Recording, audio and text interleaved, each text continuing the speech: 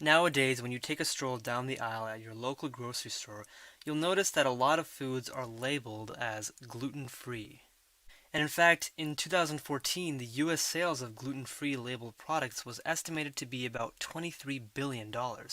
So what exactly is gluten, and why is everybody talking about it? Well, from a biological standpoint, gluten is composed of two different proteins.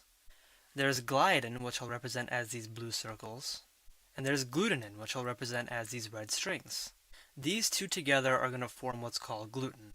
Now, gluten is the main protein composite of a lot of the grains that you eat. This includes things like wheat, barley, and rye. And this is really important because these are found in a lot of the foods that people typically eat.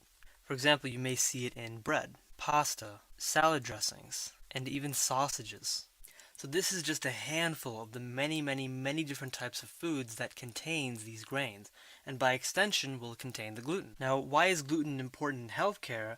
It's because there are three major conditions in which gluten can cause problems. The first is known as celiac disease. Celiac disease is an autoimmune disease in which the body's own immune system attacks the small intestine. It isn't exactly a new condition because it was first described in the late 1800s. And in addition to that, it's actually quite rare.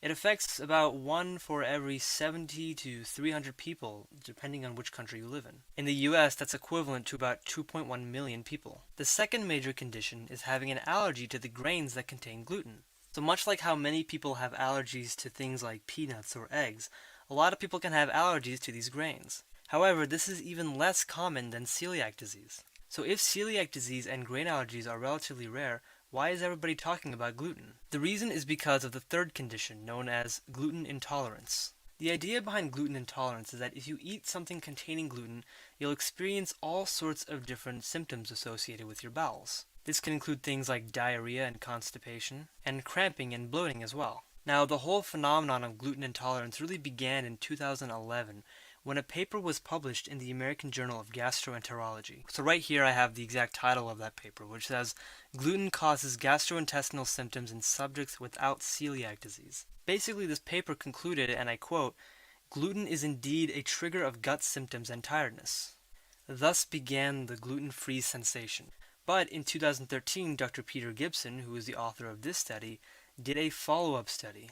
Now this is actually a pretty long title, so I'm just going to read it off first and then we're going to kind of digest it piece by piece. So it says, no effects of gluten in patients with self-reported non-celiac gluten sensitivity after dietary reduction of fermentable, poorly absorbed short-chain carbohydrates. So first we can focus on this part right over here, this fermentable, poorly absorbed short-chain carbohydrates. We have another word for this, and it's really just an acronym, simply known as FODMAPs. The words in this acronym are actually different from the words here, but it's the same thing. Now, these FODMAPs are basically just carbohydrates that are known to cause a lot of the symptoms that I mentioned earlier. So things like cramping and diarrhea and constipation. So this study basically considered the fact that maybe it's actually these FODMAPs instead of the gluten that's causing these symptoms. So they basically did mostly the same stuff as the earlier study, except they removed these FODMAPs from the situation. It was kind of a confounding factor, and they wanted to eliminate that. Then what they did was they put people on first gluten-filled diets.